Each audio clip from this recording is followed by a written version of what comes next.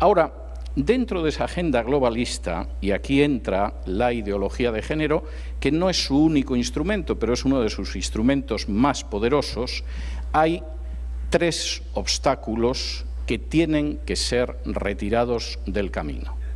Y esos 3 obstáculos tienen que desaparecer. Esos 3 obstáculos son las identidades nacionales y culturales, en primer lugar, la familia, en segundo lugar, el cristianismo, en tercer lugar. Y permítanme que dedique, aunque sea unos pocos minutos, a dar unas pinceladas para que entiendan eso. Primero, nuestra identidad tiene que dejar de ser una identidad nacional. Supongo que habrá gente que se disgustará por esto más que otros, por ejemplo los argentinos, pero va a dar exactamente lo mismo. La idea es que nuestra identidad cultural y la soberanía y la independencia de los estados tiene que desaparecer. Y la ideología de género ha ayudado mucho. Por ejemplo, la ideología de género tiene su bandera propia, como antaño tuvieron su bandera propia las internacionales socialistas y comunistas. Hace apenas 2 o 3 semanas se produjo una manifestación patriótica multitudinaria en el centro de Madrid, en la Plaza de Colón.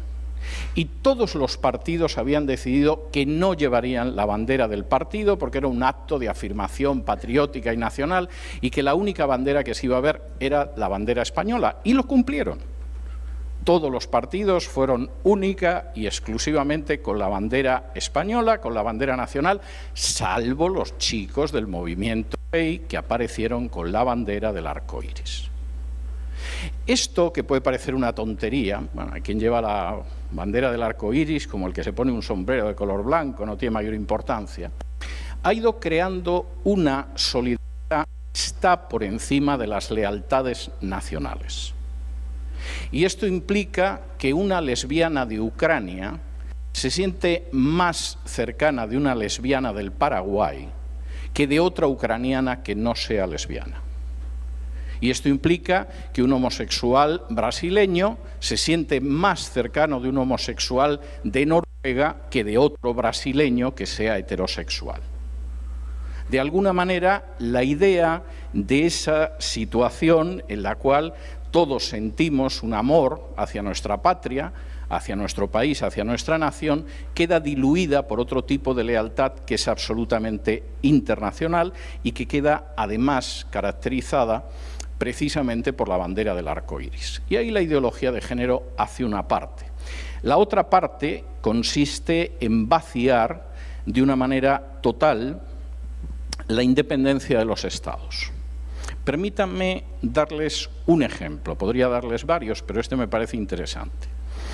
El presidente Obama se marchó de la Casa Blanca sin conseguir que Estados Unidos y la Unión Europea firmaran el famoso TTIP, que se presentaba como un simple acuerdo de libre comercio, pero que en realidad significaba el final de la independencia de los estados. Personalmente yo soy partidario del libre comercio. Me parece criminal que a los países que no son ricos no se les permita vender su producto en los países ricos, mientras que los países más ricos tienen que imponer a países más pobres su tecnología y sus copyright y sus royalties. De manera que, por supuesto, los panameños tienen que tragarse cualquier basura de Hollywood, pero van a tener un choque muy grande a la hora de intentar vender, por ejemplo, cacao en Estados Unidos. Eso me parece absolutamente injusto.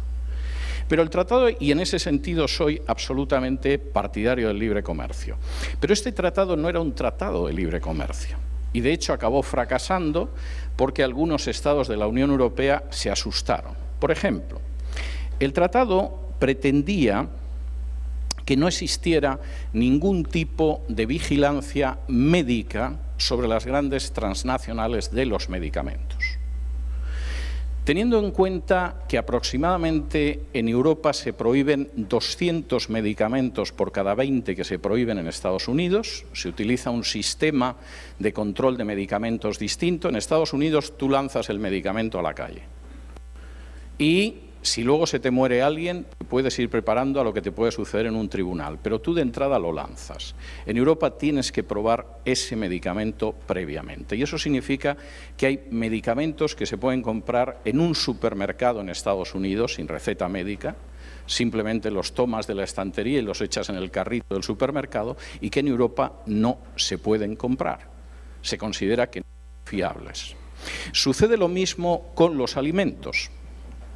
Yo consumo muy poca carne, no porque haya decidido hacerme vegetariano o admire a Mahatma Gandhi, sino porque buena parte de la carne que se vende en Estados Unidos, desde el punto de vista de la Unión Europea, no es apta para consumo humano. Y el TTIP ya nos decía, a los que todavía fueran europeos, que desde luego lo que eran los alimentos y las medicinas, que se olvidaran de lo que sus gobiernos quisieran proteger a los ciudadanos. Pero lo peor no era eso. Lo peor es que el TTIP establecía que si se producía una discusión entre una transnacional y un gobierno, por ejemplo el gobierno de Bélgica o el gobierno de Francia o el gobierno de Alemania, tenía un problema con una transnacional, eso no se podía decidir en los tribunales, sino que tenía que decidirlo un comité de mediación que nombraba la transnacional, que es algo maravilloso. Si yo tengo un problema con Pedro Tarquis, no vamos a los tribunales. Yo nombro un comité de mediación y ya veremos a ver quién de los dos tiene razón.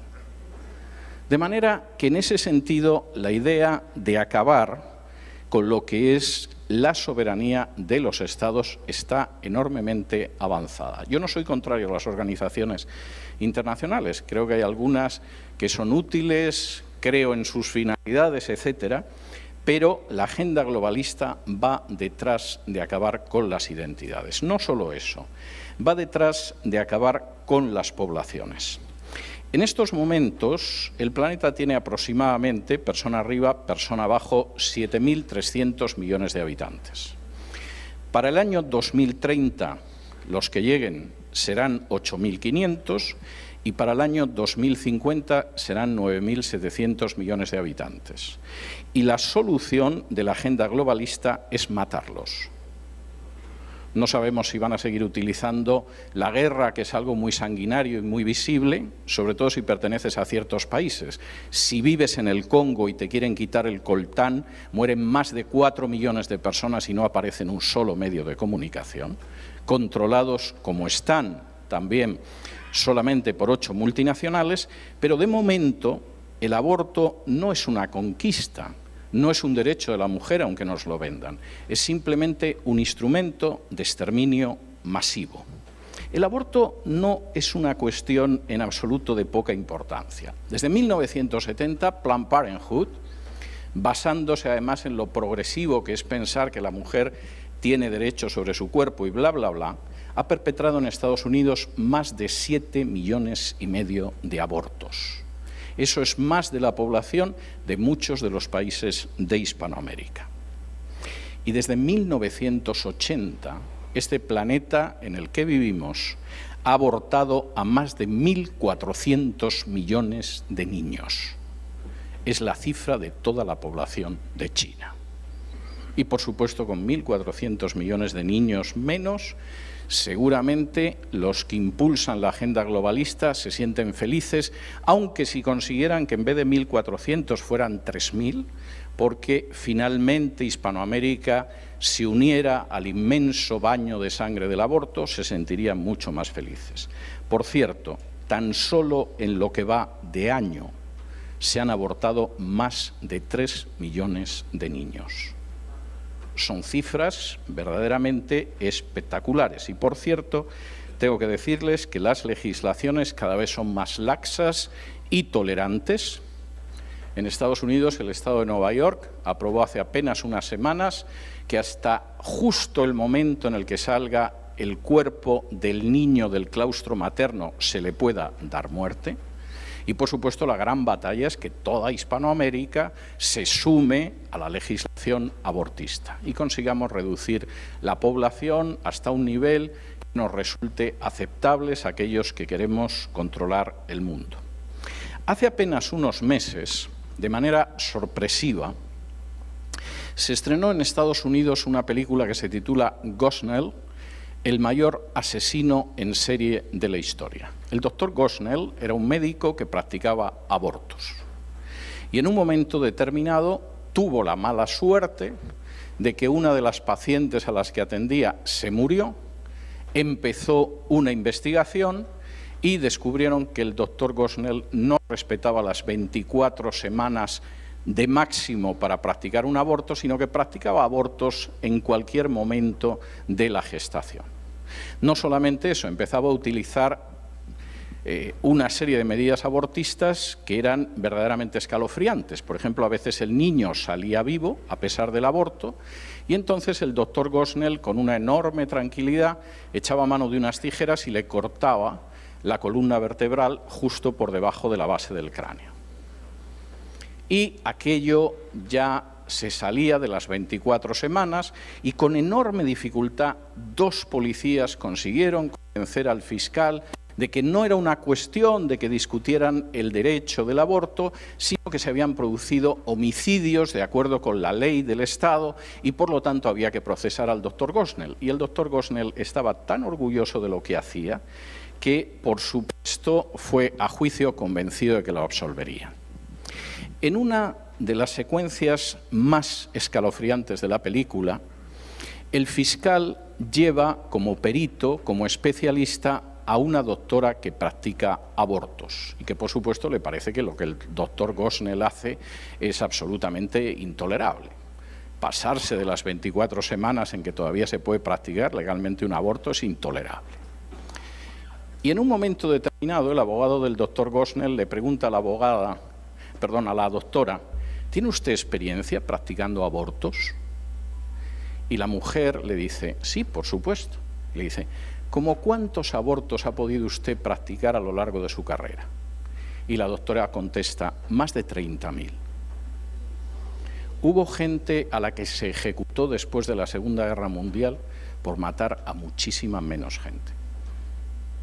Y en un momento determinado el abogado le dice, ¿usted considera que es intolerable que un niño que ya ha salido vivo, porque intentaron abortarle, pero la criatura salió viva, en ese momento le corten con unas tijeras la columna vertebral en la base del cuello y lo maten? Y la doctora dice, sí, eso es inhumano. Le dice, doctora, ¿alguna vez un niño al que le practicó un aborto consiguió sobrevivir? Y la doctora dice, sí, en varias ocasiones. Y el abogado le pregunta, ¿y qué hizo usted entonces? Dice, bueno, lo colocamos encima de una mantita para que estuviera cómodo y muriera. Y el abogado le dice, ¿y realmente usted cree que es más humano dejar que un niño que ha nacido vivo muera en una mantita que el hecho de matarle en ese mismo momento, cortándole la columna vertebral con unas tijeras?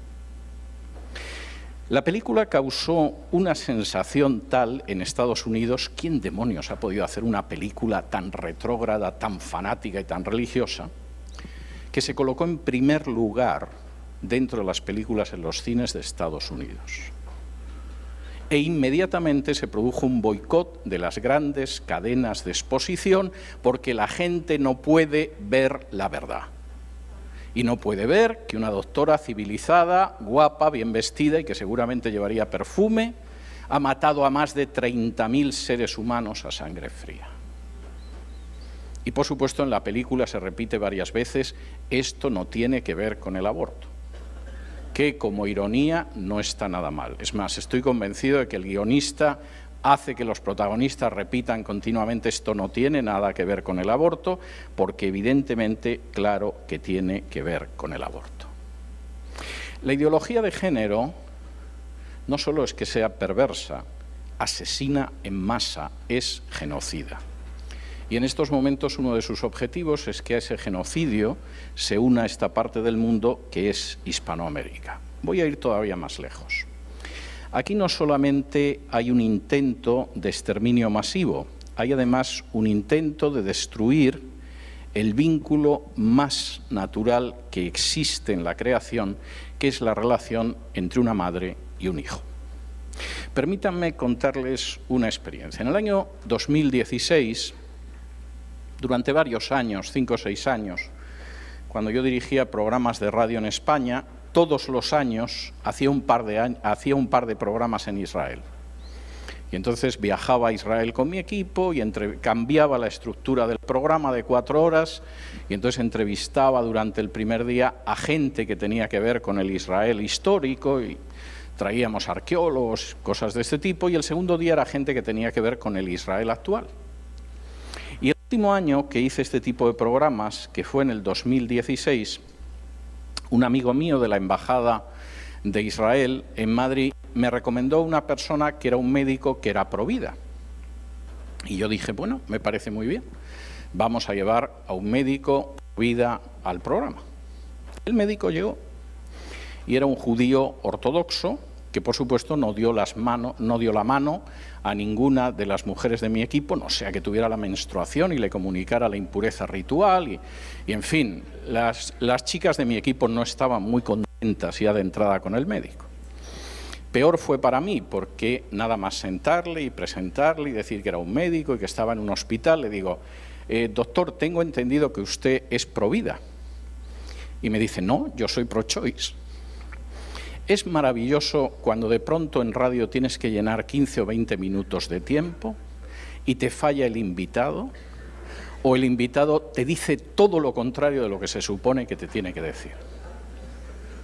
En esos momentos dudas entre empezar a contar chistes para cubrir el tiempo y no sabes si cortarte las venas o dejártelas largas, pero verdaderamente es muy desagradable. De modo que intentas ver qué haces con un médico que se supone que es pro vida y te dice que es pro-choice. Y entonces le digo, bueno, ¿y cómo es que usted es favorable? Dice, mire, yo tengo muy claro que la decisión la tiene que tomar la mujer. Pero la experiencia médica de décadas me dice que si la mujer puede decidir libremente y con tiempo lo que hace, su naturaleza de mujer hace que tenga el niño.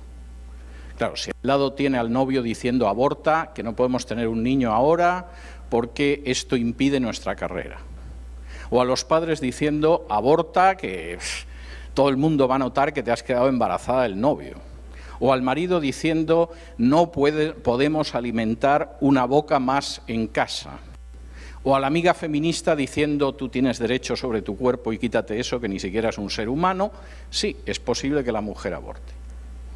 Pero mi experiencia es que si uno deja a la mujer a solas con lo que lleva en su vientre y esa mujer puede decidir en libertad y pensar tranquilamente, deciden tener el niño. A mí aquello me sonaba muy bien, pero siempre te queda un poco la duda, porque a saber lo que podría haber con esto. De modo que cuando yo regresé a Madrid después del viaje a Israel, llamé a una de las personas de la embajada y le dije, oye, mira, fue muy bien esta entrevista, se me quedó la duda de si lo que dice este médico es verdad. ¿Realmente las mujeres conservan al niño, deciden no abortar? ¿La voz de la maternidad es tan fuerte que al final esa criatura nace? Y entonces este hombre sonrió y me dijo, verás, hace unos años las mujeres que habían decidido tener a los hijos y no abortar, porque su médico había sido este doctor, decidieron hacerle un homenaje, ir con el niño que no habían abortado y celebrar que finalmente no habían abortado y habían tenido a la criatura. No, fueron muchas. Llenamos un estadio y estaban apretadas. Posiblemente aquel hombre había salvado tantas vidas como la mujer que aparecía en la película de Gosnell había destruido. Y la diferencia era simplemente que aquel hombre pensaba que la naturaleza humana es la que es. Y la naturaleza humana no quiere destruir la vida que lleva en su seno. Quiere que esa vida llegue hasta el final y nazca. Y si damos la oportunidad para que sea así, por supuesto va a ser así.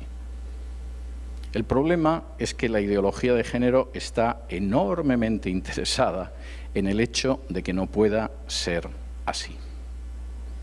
No solamente es asesina en el terreno del aborto. Por ejemplo, en Europa, cada vez se están aprobando más leyes de eutanasia. Y es fácil manipular a la población con la idea de ¿para qué se va a morir usted sufriendo? O sea, le vamos a ayudar a que se vaya tranquila y dulcemente de este mundo. Bueno, esto duró muchos años, pero hace aproximadamente una década descubrimos un médico que tenía un equipo en un hospital de Madrid que mataba a la gente según un sistema de puntos. La gente entraba en el hospital, si tenía más de 70 años eran X puntos, si tenía una enfermedad crónica eran otros X puntos, iba sumando puntos y si pasaba de cierto número de puntos, lo sedaba y lo mataba. Y lo estuvo haciendo durante años. Y, por cierto, se acabó descubriendo porque alguien del personal del hospital de pronto publicó las fichas de los que morían, aunque llegaban por su propio pie, quizá con una diabetes y con 70 años, pero venían para la revisión mensual y ya salían muertos. Publicar esto no fue fácil, porque había un sector de los políticos que apoyaban al médico. Por cierto, a él y a su equipo los llamaban en el hospital Sendero Luminoso, lo cual ya es bastante significativo. Era el nombre del grupo terrorista que asoló Perú durante décadas. Y el médico inició un procedimiento legal contra mí. Tuve mi vivienda embargada durante 5 años. Gracias a Dios no necesité venderla para nada ni cosa por el estilo, porque hubiera sido algo terrible. Pero el apartamento en el que yo vivía en Madrid estuvo embargado durante 5 años por el juzgado, hasta que la Administración de Justicia española me dio la razón 2 veces seguida, y no voy a decir lo que dijo el médico en público porque no se puede reproducir y además aquí hay muchas damas. Pero en cualquiera de los casos, la legislación de la eutanasia es algo creciente. Hemos empezado a evitar que nazcan, vamos a ir vaciando el planeta de gente con más velocidad. Y quisiera decir que este tipo de legislación, insisto en ello, no es que venga de la izquierda o de cualquier tipo de grupo político, es una legislación que impone el Banco Mundial, el Fondo Monetario Internacional o distintas agencias de la Organización de Naciones Unidas, poderes totalmente supranacionales. Y para ello se utiliza la debilidad de los países. Si el país está en una situación en la que necesita renovar créditos o necesita pagar su inmensa deuda, muchas veces fruto de la corrupción de sus políticos, los organismos internacionales están dispuestos generosamente a renovar la deuda a cambio de que acepte el aborto o la eutanasia o el matrimonio homosexual. Y esto explica que, por ejemplo, Cristina Fernández de Kirchner un día se levantara por la mañana y dijera: «Che, si no tenemos matrimonio homosexual». No, lo que tenían era una deuda y un agujero financiero terrible. Y el precio de la renovación fue admitir el matrimonio homosexual. Y de pronto, cuando llega otro presidente que se llama Macri, que no tiene la menor referencia al aborto en su programa electoral, pero que tiene una situación económica que no sabe o no quiere o no puede manejar, de pronto resulta que le dicen: bueno, algo podemos hacer con la deuda que tiene, presidente Macri. Pero ¿se ha dado cuenta de que la Argentina es un país enormemente atrasado, donde no existe el reconocimiento de los derechos de salud reproductiva de la mujer? En otras palabras, no está legalizado el aborto. Y de pronto en Argentina descubren que desean el aborto más que beber mate.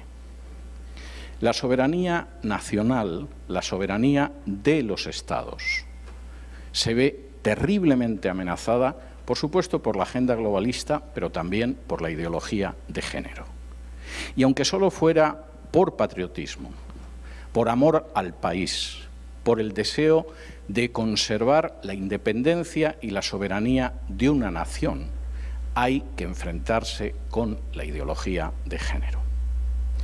El segundo obstáculo es la familia. Les he hecho referencia antes al aborto, a la eutanasia, al matrimonio homosexual, etcétera, etcétera, no son los únicos elementos con los que se ataca a la familia, porque la familia es un enemigo molesto. La familia aguanta revoluciones, aguanta guerras, aunque sean mundiales, aguanta depresiones económicas, aquí aguanta el desplome de la bolsa. De pronto, en medio de las peores situaciones, cuando el Estado desaparece, la única trinchera que queda, incluso para no creyentes, es una institución creada por Dios, que es la familia. Y no vamos a tolerar la existencia de la familia. No queremos una sociedad que se pueda mantener y proteger dentro de la familia. No deseamos individuos que reciban cobertura y protección dentro de la familia, y la familia es algo que vamos a destruir. En una de las entrevistas más interesantes que he visto en los últimos años, es una entrevista con Aaron Russo. A alguno a lo mejor no le sonará Aaron Russo o Russo, que era un director de cine en Hollywood y que además obtuvo premios. Aaron Russo comenta cómo tenía mucha amistad con miembros de la familia Rockefeller. Y un día, uno de los miembros de la familia Rockefeller, hablando con él, por cierto, tienen la entrevista en YouTube, la pueden ver luego en su habitación, merece la pena, uno de los miembros de la familia Rockefeller le dice: el movimiento de liberación de la mujer lo impulsamos nosotros. Las dirigentes del movimiento feminista en Estados Unidos desde los años 60 las pagábamos nosotros. Las revistas feministas desde los años 60 estaban financiadas por mi familia, la familia Rockefeller. Y Aaron Russo, que era muy ingenuo y pensaba que el movimiento feminista lo que quería era defender a las mujeres y que tuvieran un salario igual, igualdad de oportunidades, le dice: ¿y qué interés podíais tener vosotros, los Rockefeller, en apoyar el feminismo? Y dice: es muy fácil. Si sacábamos a la mujer de casa, la familia no se sostenía. La educación de los niños pasaba al Estado y encima van a pagar más impuestos. Ahora, la hermana que me precedió en el uso de la palabra, Fátima, decía algo que es terrible, pero que es real. Se ha destruido la familia. Supuestamente determinada distribución de los roles hace que la familia vaya a tener quizá más bienes de consumo, en apariencia va a haber más ingresos, etcétera. Bueno, primero, eso no siempre es así, pero segundo, lo que es evidente es que el efecto que eso tiene sobre la familia es terrible. Nunca, nunca, ninguna sociedad del mundo va a agradecer lo suficiente a las madres el papel que han tenido en la socialización de sus hijos. Y nunca ninguna sociedad del mundo se va a dar cuenta del dinero que ha ahorrado en prisiones, en policías y en jueces simplemente por la labor de las madres socializando a sus hijos. Y en este sentido, por supuesto que la destrucción de la familia es algo muy importante. Si destruimos a la familia, nosotros educaremos a los hijos y no los padres. Los educaremos en los valores que nosotros queramos y no en los que ellos quieran. Y, por supuesto, además, nadie va a tener un lugar hacia el que mirar en medio de una dictadura planetaria, porque no existirá una familia en la que refugiarse. De modo que la ideología de género tiene un papel instrumental importante. Acabemos con los estados, acabemos con los gobiernos, aunque haya elecciones cada 4, 5 o 6 años, da igual, no van a poder tomar ninguna decisión que sea importante, acabemos con la familia y ahora acabemos con el cristianismo. Voy a comentar algo que me parece enormemente importante al hablar de cómo esa agenda globalista, y aquí la ideología de género tiene un papel enorme, busca acabar con el cristianismo. Yo no tengo la menor duda, creo que es uno de los versículos sobre los que más he predicado posiblemente en los últimos 20 años, ese versículo de la segunda carta de Timoteo que afirma que todos aquellos que vivan piadosamente en Cristo Jesús padecerán persecución. Pero al mismo tiempo creo que no todos los que padecen persecución es porque han vivido piadosamente en Cristo Jesús. Y deberíamos ser enormemente prudentes y sabios a la hora de ver esto. La Biblia habla en muchísimas ocasiones de la persecución. Yo sé que aquella gente que le encanta decir que te conviertes y el mundo va a ser un camino de rosas, pues hombre, este tipo de versículos y de enseñanzas de la Biblia los elude. La Biblia dice que si quieres seguir a Jesús tienes que negarte a ti mismo, tomar tu cruz y seguirle. Bueno, cambiemos la cruz por un Maserati, un Ferrari o un Mercedes y seguramente hay gente que estaría de acuerdo. Pero la Biblia habla de persecución y hay libros escritos en el contexto de la persecución. Y si me acompañaran ustedes a la primera carta de Pedro, que es una carta escrita aproximadamente en el año 64, cuando se desencadenó la primera gran persecución contra el cristianismo. Había habido episodios de persecución, algunos sangrientos y cruentos en los años anteriores, pero en el 64 la cosa fue más seria. Esto no era el Sanedrín matando a Esteban, esto no era un funcionario romano que se calentaba y azotaba a Pablo, esto era una persecución del imperio de manera masiva. Y en la primera carta de Pedro, capítulo 4, y versículos del 14 en adelante, dice así: si sois vituperados por el nombre de Cristo, sois bienaventurados, porque el glorioso Espíritu de Dios reposa sobre vosotros. Ciertamente de parte de ellos Él es blasfemado, pero por vosotros es glorificado. Así que ninguno de vosotros padezca como homicida, o ladrón, o malhechor, o por entremeterse en lo ajeno. Pero si alguno padece como cristiano, no se avergüence, sino glorifique a Dios por ello. Porque es tiempo de que el juicio comience por la casa de Dios. Y si primero comienza por nosotros, ¿cuál será el fin de aquellos que no obedecen al Evangelio de Dios? Años 64-65 después de Cristo, primera gran persecución, es el imperio enfrente. Y Pedro dice, bueno, vamos a ver, seamos sabios y seamos equilibrados. Puede que nos insulten y nos persigan, pero que sea por el nombre de Cristo.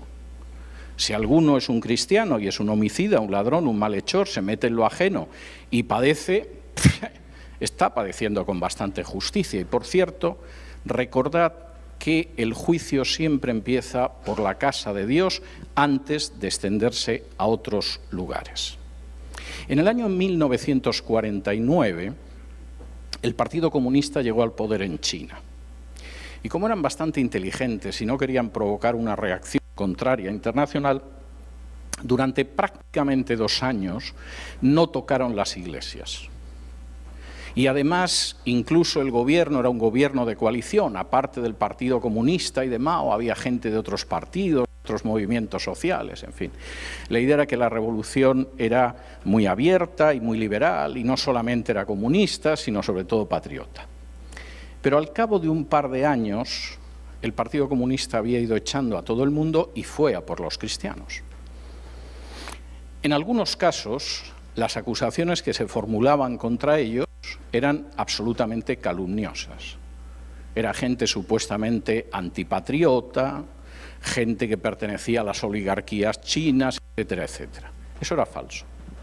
Pero hubo casos en que incluso pastores muy conocidos, efectivamente se descubrió que eran deshonestos con el dinero, que no habían tenido la menor honestidad con mujeres de su congregación, y por supuesto el Partido Comunista Chino lo pudo utilizar para justificar la persecución, porque lo que estaba haciendo era librando a China de indeseables. El juicio comienza por la casa de Dios y deberíamos ser muy prudentes cuando de pronto se producen situaciones en las que efectivamente aparecen casos de pecado y cerramos filas para defender lo que no deberíamos defender. Lo que contaba la hermana Fátima en la exposición anterior es un ejemplo muy claro de lo que yo quiero decir. Si de pronto un pastor es acusado, por ejemplo, de que ha cometido abusos sexuales o de otro tipo con otras personas, nuestro interés no es cerrar filas, es aclarar la verdad. Y si en un momento determinado efectivamente esa persona ha incurrido en esa situación o en otras, La muestra de amor no es decir, no te preocupes, puedes ser un delincuente y un canalla, pero nosotros te protegemos. No, esa es la conducta de la mafia. Y esa es la conducta de la Iglesia Católica con los criminales sexuales. No puede ser la conducta del pueblo de Dios. Y la muestra verdadera de amor, en un caso así, es ir a esa persona y decirle, mira, estás en esta situación. Y lo único que puedes hacer es arrepentirte y reparar lo que has hecho. Y no solo por tu bien espiritual, sino por el testimonio del pueblo de Dios y sobre todo por la gloria del Señor. Y esa es la postura de amor y esa es la conducta correcta. De manera que sí, hay una persecución terrible y seguramente se va a agudizar, pero seamos sabios a la hora de enfrentar estas situaciones. Una persona que ha abusado de un niño, una persona que está involucrada en tratos deshonestos, una persona que escoge las directoras del coro porque después se las lleva a la cama, una persona que tiene relación con cárteles de la droga, no es una persona detrás de la que vamos a cerrar filas.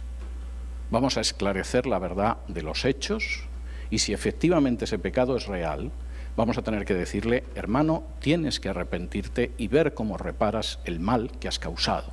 Y en primer lugar por ti, y después por el testimonio del pueblo de Dios, y después por la gloria de Cristo. Ahora, dicho esto, tengo que decirles a ustedes que en estos momentos, y esto no es casualidad, hay 215 millones de cristianos como mínimo en todo el mundo que padecen persecución. Y entiendan ustedes por persecución no que les ponen problemas para abrir una iglesia, no que quizá les impiden acceder a ciertos trabajos, eso es una forma de persecución, pero pequeña, sino que viven en países donde el hecho de ser cristiano implica un peligro de muerte o de prisión, y un peligro real. 215 millones. ¿Quién habla de esos 215 millones? Cuando de pronto, en un momento determinado, se produce un episodio, una erupción de intolerancia en Alemania y golpean a un musulmán, vemos al musulmán hasta en la sopa. Si profanan un cementerio judío en Francia, lo vamos a ver a todas las horas del día. No tengo nada en contra de que los musulmanes protesten porque hay un musulmán al que han golpeado o han injuriado porque es musulmán. No tengo absolutamente nada en contra de que los judíos hablen en contra de los actos de antisemitismo. Me parece muy bien. Pero yo pregunto, ¿quién habla por 215 millones de cristianos que están siendo perseguidos? ¿Quién? Y eso indica hasta qué punto los medios de comunicación efectivamente están controlados por quienes están controlados. La ideología de género no solamente es que va a permitir la persecución, es que la va a disparar. Y los cristianos o se alían al final con la ideología de género, y algunos lo han hecho, o se supone que se van a asustar tanto que mejor se van a quedar en el agujero eclesial en el que están y no van a crear problemas. Y aniquilada la soberanía nacional de los distintos países, y aniquilada la familia, y aniquiladas las iglesias, pues todo será un maravilloso rebaño humano, controlado, como diría Rockefeller, por una cábala secreta que está por encima de los gobiernos. Por supuesto, voy a hablar mañana de cómo reaccionar frente a esto, pero permítanme que les diga un poco en qué momento de la lucha estamos. Porque una cosa es la agenda globalista y otra cosa es cómo va la agenda globalista. Y como me quedan 5 minutos, voy a intentar aprovecharlos, algo más de 5 minutos. Primero, vivimos en un mundo donde el paradigma, el modelo político, está cambiando a pasos agigantados. Hay gente que todavía sigue analizando la realidad de este planeta como si viviéramos en la época de la Guerra Fría. Eso es una estupidez, y crean que soy moderado a la hora de calificarlo como estupidez. Eso es como si ahora mismo pretendiéramos entender el mundo en el que vivimos como si todavía fuera dictador en Italia Benito Mussolini y en Alemania hubiera un señor que se llamaba Adolf Hitler. La Guerra Fría acabó hace 30 años, el mundo en el que vivimos es un mundo muy distinto y además hay un cambio de paradigma. Y el cambio de paradigma significa que millones de personas en todo el mundo están muy cansadas del sistema en el que viven, están empezando a dejar de creer en él y, por supuesto, se preguntan lo que pueden llegar a hacer de una manera distinta. Y eso está creando problemas a la ideología de género. Y permítanme explicarles por qué. Por ejemplo, en el caso de Europa, aquellos partidos que han aprovechado el cansancio de la gente hacia la izquierda y hacia la derecha están defendiendo a la familia y en contra de la ideología de género. No es porque sean cristianos, hay gente que es cristiana y pertenece a estos partidos, pero sí son partidos patriotas. Y su patriotismo puede ser más o menos aceptable, pero tienen claro que tienen que defender a la familia porque la familia es la esencia de la sociedad y es la célula de la sociedad. Y esto está haciendo en estos momentos que el avance de la ideología de género en algunos países europeos como Hungría, cuyo presidente, por cierto, es evangélico, esté paralizado. Por cierto, le suelen acusar de extrema derecha, pero no es cierto, la extrema derecha está en la oposición. En Hungría hay un pequeño partido socialista que viene del Partido Comunista, luego hay una extrema derecha que está en la oposición y luego está con una mayoría aplastante un partido de centro-derecha, que es el partido de Viktor Orbán, del que por supuesto los medios siempre hablan mal, porque aparte de evangélico, abomina totalmente la manera en que quieren acabar con la soberanía nacional de su país y la ideología de género. De manera que en ese sentido, en Europa, que se supone que tendría que ser campo conquistado hace mucho tiempo, les han surgido algunos tumores últimamente y la situación no es tan fácil como esperaban. Sucede lo mismo con Rusia. Yo sé que los medios de comunicación no pierden ocasión, con razón o sin ella, de hablar mal de Rusia, y lo entiendo, porque el presidente ruso es un enemigo declarado de la ideología de género. Si alguno de ustedes tuvo oportunidad de ver, es de lo mejor que yo he visto en televisión en el último año, una serie de entrevistas que el director de cine norteamericano Oliver Stone hizo a Vladimir Putin. En una de ellas le pregunta por la ideología de género y le dice: oiga, ¿y ustedes por qué no tienen plena igualdad de homosexuales en Rusia? Y Putin le dice: no, eso no es cierto. Cualquier persona mayor de edad que quiera ser homosexual es libre de hacerlo en Rusia. No está castigado por la ley, no le van a perseguir, hay deportistas y artistas y cineastas que son homosexuales y nadie se mete con ellos. Pero nosotros creemos que la familia es la base de esta sociedad y no vamos a permitir la predicación del evangelio de la homosexualidad en las escuelas. Y eso está prohibido en Rusia. Cuando tengan 18 años, si de pronto una niña decide irse con otra muchacha o un jovencito con otro jovencito, es una cuestión suya. Pero nadie va a adoctrinar en la homosexualidad a los niños en las escuelas de Rusia. Como esta cuestión era una cuestión delicada, decidieron hacer que Putin quedara mal y hace unos años un grupo de lesbianas que se emplea bastante en este tipo de cometidos a nivel internacional y que se conocen como wet pussies. Para los que saben inglés ya saben la grosería del nombre y para los que no saben inglés no lo voy a traducir, pues decidieron en una acción provocadora a Moscú. Llegaron a Moscú, se desnudaron, entraron en una iglesia en medio del culto, empezaron a gritar blasfemias y obscenidades y la gente de la iglesia inmediatamente llevó a la policía, que se llevó a las wet pussies a una prisión para ver qué hacían con ellas. E inmediatamente se desencadenó la campaña. Rusia es un país homófobo, no permite la libertad, ¿cómo pueden perseguir a unas luchadoras de la libertad como las wet pussies?, etcétera, etcétera, etcétera. Al final, en Rusia decidieron que las deportaban y no les iban a aplicar la ley por profanar un culto, de modo que las subieron en un avión y las enviaron a Estados Unidos. Y en la escalerilla del avión las estaba esperando Hillary Clinton, porque eran unas luchadoras de la libertad. Rusia, al menos mientras gobierne Putin, va a ser un obstáculo para la ideología de género. ¿Y qué pasa con China? En el último foro de Davos, hace apenas unas semanas, apareció George Soros para contarnos que lo peor que hay en este mundo es China. No porque sea una dictadura, que yo estaría de acuerdo. No porque sea una dictadura del Partido Comunista, que yo también estaría de acuerdo. No porque las libertades estén muy disminuidas, que yo también estaría de acuerdo. No, China es el mayor peligro mundial porque es el país más grande que se opone a la ideología de género.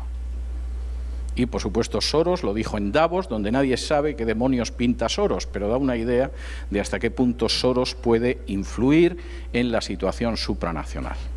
¿Qué pasa en China con la ideología de género? Los chinos tienen como una herida nacional las dos guerras del opio a mediados del siglo XIX, en las que Gran Bretaña, como quería apoderarse de la seda, de los bronces, de la porcelana, del té chino, y los chinos le dijeron: no se lo vamos a vender porque ustedes los ingleses no tienen nada que nos interese. Los ingleses decidieron que entonces iban a meter la droga en China y ya verías tú si tenían interés en la droga. Y mandaron sus cañoneras y empezaron a meter el opio, y los chinos intentaron resistir, pero no podían resistir frente a la primera marina del mundo. Y además los británicos se quedaron con puertos chinos como Hong Kong, y los chinos recuerdan todavía esto. Tú les mencionas a los chinos a Gran Bretaña y... bueno, de los argentinos y las Malvinas no es nada comparado con la reacción que se produce en los chinos. Y los chinos dicen algo muy curioso sobre la ideología de género. Hace un siglo y medio, este país lo envenenaron con una droga que era el opio. China no se va a dejar ahora envenenar con un nuevo veneno que es la ideología de género. De manera que 1.400 millones de chinos van a resistir a la ideología de género. Por cierto, tengo que decirles que no menos de 140 millones de chinos son evangélicos y que en la próxima década, que está ahí al lado, el primer país del mundo en número de evangélicos ya no será Estados Unidos, sino que será China, a pesar de la persecución. Y entonces, ¿dónde se libra la gran batalla? Se libra aquí, en Hispanoamérica. En estos momentos, Hispanoamérica es el campo de batalla donde se va a decidir si la ideología de género se puede imponer o no. Y, por cierto, Soros ya ha hecho comentarios públicos y explícitos en el sentido de que está muy irritado porque lo que tendría que haberse impuesto en Hispanoamérica hace un par de años, esa raza inferior que vive al sur del Río Grande, pues no entiende la maravilla que es la ideología de género y está resistiendo. Y, por supuesto, hay un intento económico y político mucho más fuerte.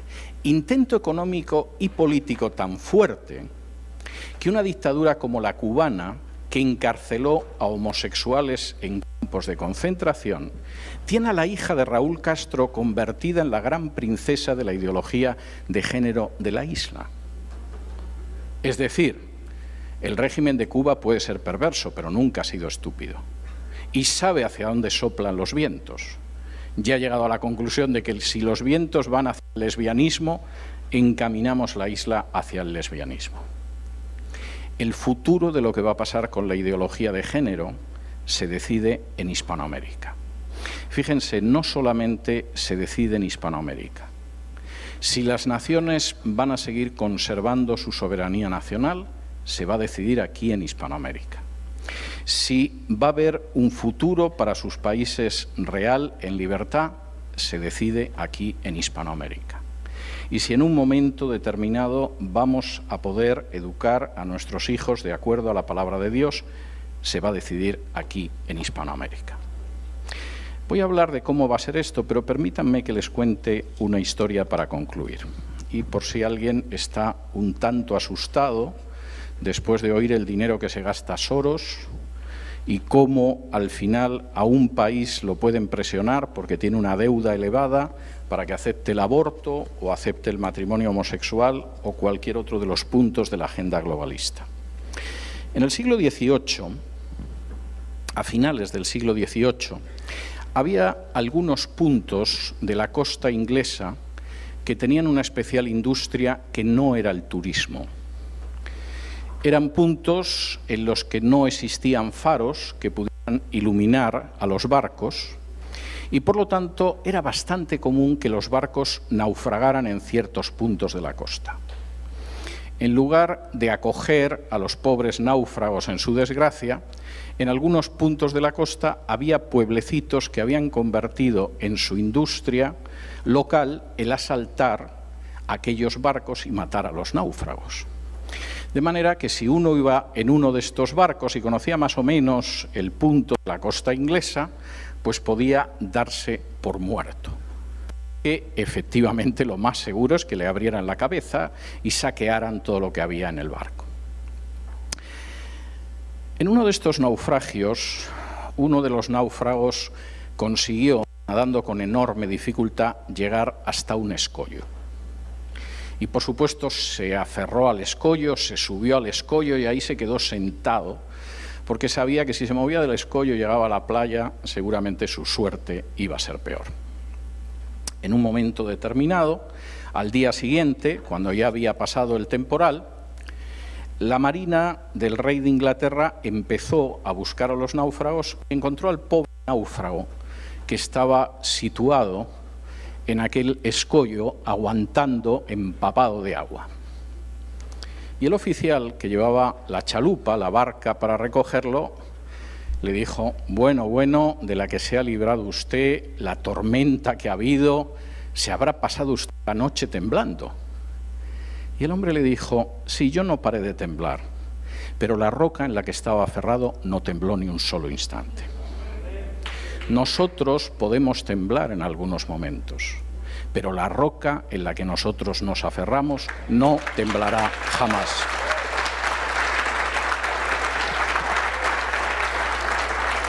Y eso es algo que haríamos bien en recordar, aunque sea mañana cuando hablaré de cómo vamos a reaccionar frente a la ideología de género. Que Dios los bendiga.